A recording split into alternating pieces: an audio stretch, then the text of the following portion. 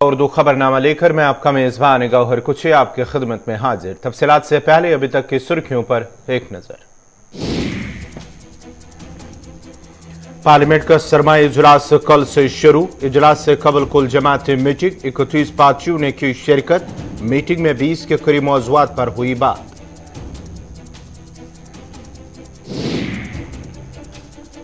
उमर अब्दुल्ला ने हुकूमत पर साधा निशाना। अवाम के साथ किए गए वादे इसराब साबित। इंतजामिया की गलत पॉलिसियों से मिलिटेंसी में हुआ इजाफा।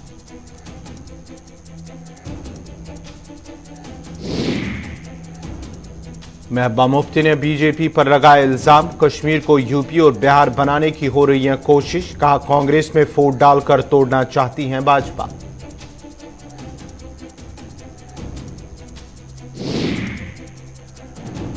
प्रिंसिपल सेक्रेटरी रोहित कंसल का पुलवामा दौरा। अफसरान के साथ की मीटिंग। तरक्याती मंजरनामे और मौसम सरमा की तैयारी का लिया जायजा। अवामी खदमात को काबिल रसाई बनाने के लिए दिया हुक्म। और आरिगाम त्राल के लोग पीने के साफ पानी से महरूम। सालों कबल मंजूर शुदा स्कीम पर आज तक काम न हुआ शुरू। मुतलका महकमा ने स्कीम पर काम शुरू करने की कराई यकीन दहानी।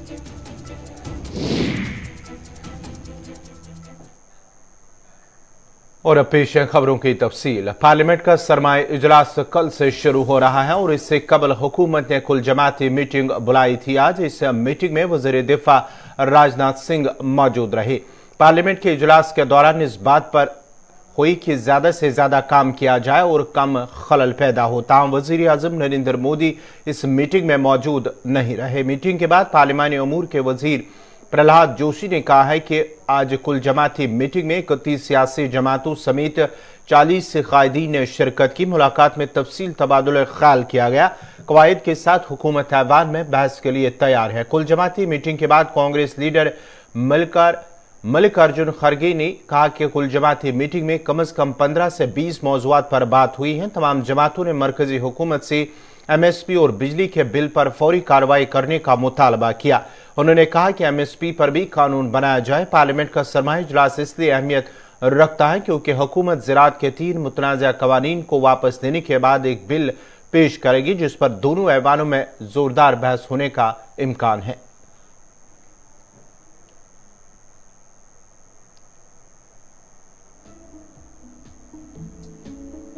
आज हमने ऑल पार्टी मीटिंग की है। ऑल पार्टी मीटिंग में 31 पार्टीज पार्टिसिपेट किया। 42 leaders from various parties participate किया है। बहुत कंस्ट्रक्टिव डिस्कशन हुआ है, कंस्ट्रक्टिव सजेशन आया है। सरकार वो सजेशन सब नज़र में रखते हुए सरकार के तरफ से माननीय राजनाथ सिंह जी ने कहा कि ये जो कुछ भी सजेशन आया है पूरा हम ध्यान में रखेंगे और सरकार नियम के अधीन जो कुछ भी चर्चा माननीय स्पीकर और माननीय चेयरमैन परमिट करते हैं वो सब चर्चा के लिए सरकार तैयार है।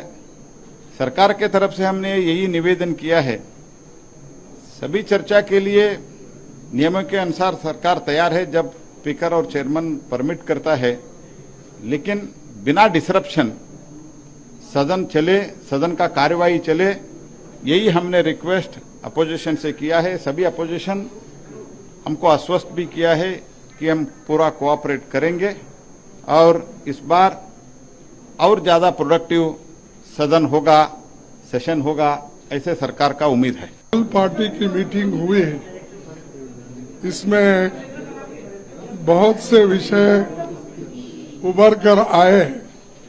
कम से कम 15-20 विषय पे चर्चा हुई और सभी पार्टियों ने ये डिमांड किया, खास करके जो किसानों का मुद्दा है MSP और इलेक्ट्रिकल बिल, इसके बारे में सरकार तुरंत एक्शन लेना चाहिए और MSP के बारे में एक कानून बनाना चाहिए।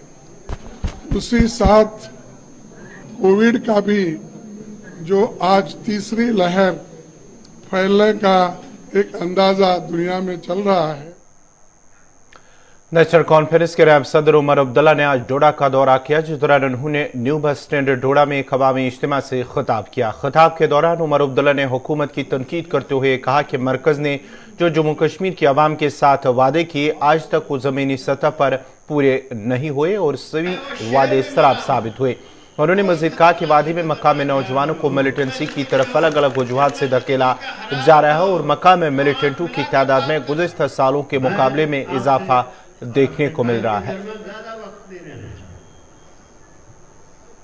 ये कुछ मकामी क्या बाहर से लोग आए इन्वेस्ट करने, क्या कारखाने लगे, क्या बाहर के होटल के मालिक आए और उन्होंने कहा कि हाँ जी अब मैं डोडा में होटल बनाऊंगा, अब मैं कुशवाड़ में होटल बनाऊंगा, अब मैं ये बगलिहार का जो ये झील है इसके किनारे टूरिज्म का एक विलेज बनाऊंगा। आए लोग पैसा लेके यहां लगाने के लिए।